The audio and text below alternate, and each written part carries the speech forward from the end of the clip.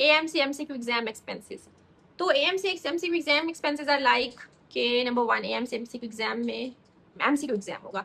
MCQ exam के जो खर्चा है ना वो 7.5 से 8 लाख रुपए पाकिस्तानी रुपीस बनता है, ठीक है।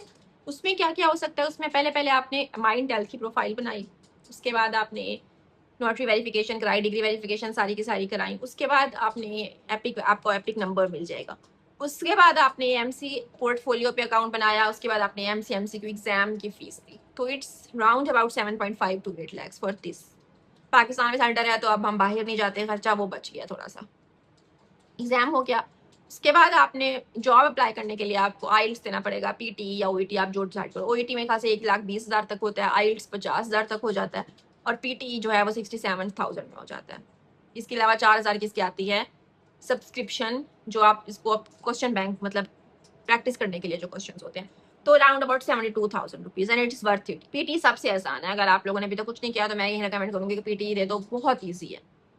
ये हो गया पीटी। अब थर्ड है AMC clinical exam. AMC clinical exam की जो फीस है वो है 6 लाख रुपीज, ठीक है।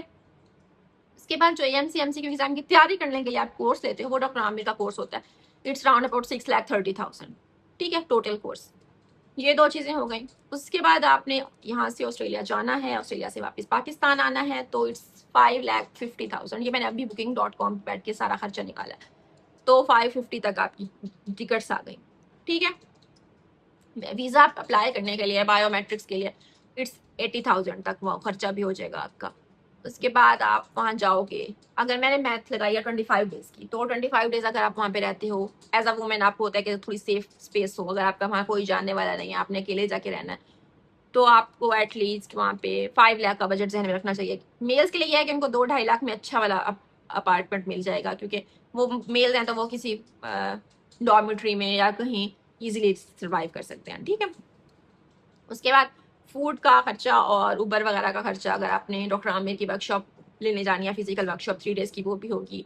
साइट सीइंग के लिए भी एग्जाम के बाद बंदा जाता ही है, तो इट्स लाइक 3 लाख तक वो होगा। I think it's enough, it's like this. हाँ, इतना ही खर्चा है इसका टोटल, मुझे नहीं पता, मैं यहाँ लिख के लगा दूंगी।